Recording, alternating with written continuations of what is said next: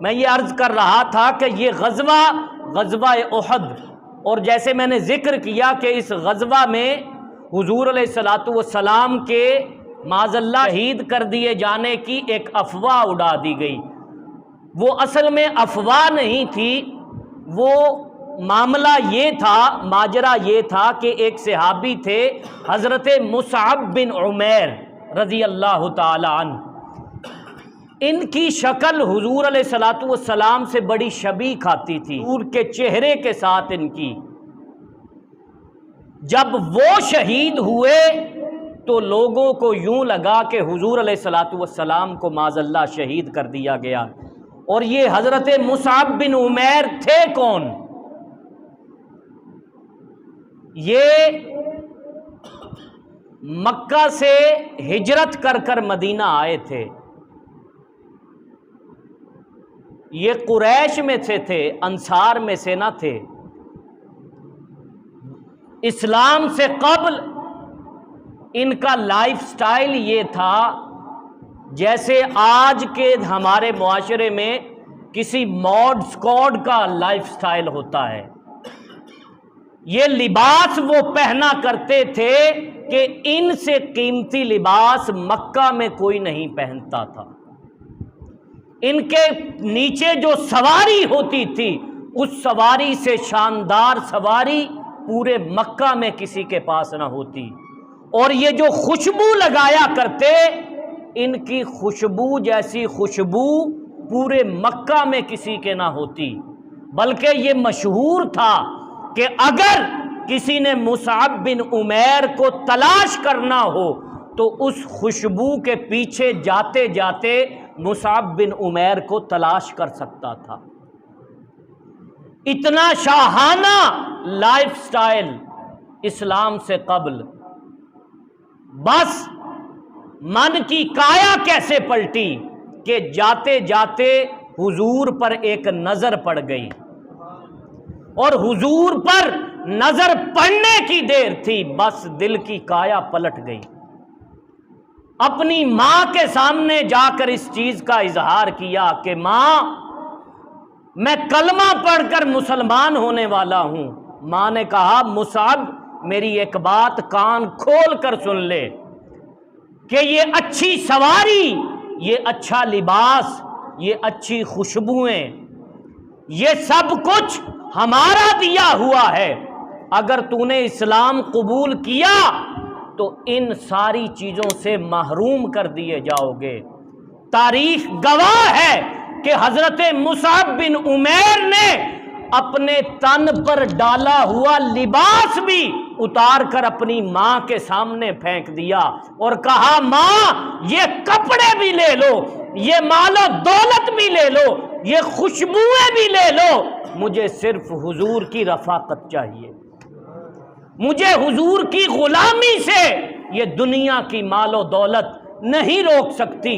کپڑے اتار کر دمبے کی کھال لپیٹ کر مدینہ ہجرت کر گئے، اور جب آپ اس دمبے کی کھال کو لپیٹ کر مدینہ ہجرت کر کے حضور علیہ الصلوۃ والسلام کے پاس پہنچے تو حضور علیہ الصلوۃ والسلام صحابہ کے گرد موجود تھے۔ حضور نے حضرت مصعب بن عمیر کو دیکھا تو آقا کریم کی چشمان مقدس سے آنسو جاری ہو گئے۔ آپ نے فرمایا صحابہ اس کو غور سے دیکھو، یہ وہی مصعب بن عمیر ہے کہ جس کے لباس جیسا کسی کا لباس نہ تھا، جس کی خوشبو کی جیسی کسی کی خوشبو نہ تھی، جس کی سواری سے اعلیٰ سواری پورے مکہ میں کسی کے پاس نہ ہوتی تھی۔ دیکھو اسلام کی خاطر قربانی نے اس کے تن کے کپڑے بھی چھین لیے۔ وہ حضرت مصعب بن عمیر، ان کو جب شہید کیا گیا، اور یہ وہی مصعب بن عمیر ہیں۔ ایک روایت ہے کہ یہ حضرت مصعب بن عمیر ایک دن حضور سے فرمانے لگے حضور مجھے آپ سے محبت ہے۔ ان کی محبت میں تو کسی کو کوئی شک نہیں، ہماری محبت میں تو ہو سکتا ہے، لیکن جب حضور سے حضرت مصعب بن عمیر نے یہ فرمایا تو حضور نے بڑی خوبصورت بات کہی۔ حضور نے فرمایا مصعب غور کر، تو کیا کہہ رہا ہے؟ کہا حضور مجھے واقعہ ہی آپ سے محبت ہے۔ فرمایا اچھا اگلی بات اہم ہے۔ حضور نے فرمایا مصعب اگر تجھے مجھ سے محبت ہے تو پھر مصیبتوں اور آفتوں کے لیے تیار ہو جاؤ، مصیبتیں اور فتنے تم پر ایسے برسیں گی جیسے بارش میں پانی برستا ہے۔